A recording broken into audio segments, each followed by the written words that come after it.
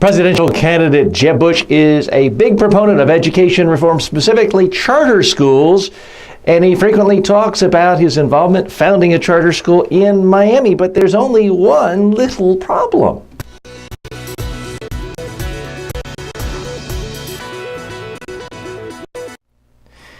Here's the problem with Jeb Bush constantly referring to the Liberty City charter school that he founded in Miami. It's now out of business. It was shut down for gross negligence and incompetence, misuse of funds, bad financial management.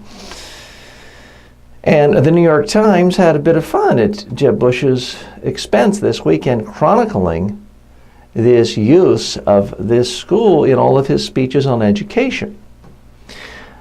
Now, folks, intelligent people can have disagreements on education reform and the pros and cons of charter schools. But here's the real problem for Jeb Bush. It just looks a little too cute, a little too slick to constantly trot out, ostensibly as a big sign of your success, to mention a school as really helping things, of something you're proud of, an accomplishment, and then forgetting to tell people that, oh, by the way, the school was a huge failure and it was shut down. Something Jeb Bush is encountering now, which is something almost all first-time presidential candidates face, is there's simply a much greater level of scrutiny out of every word coming from your mouth when you run for president.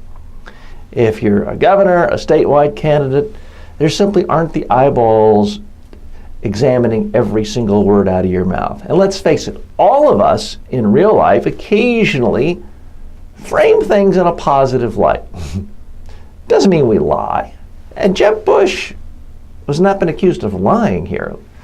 He is accused of leaving something out that would make the average person have a completely different conclusion. For example, if I brag to you about a fact, the fact is I was named the most outstanding Latin student of my high school in 1979.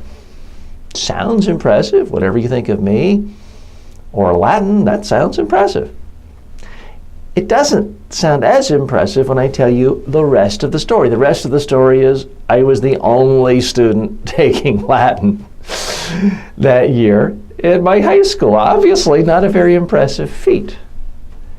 And that's essentially what's happening to Jeb Bush. You don't get credit for reforming education and making things so much better than the public schools if the school you created basically went down in flames because of financial mismanagement.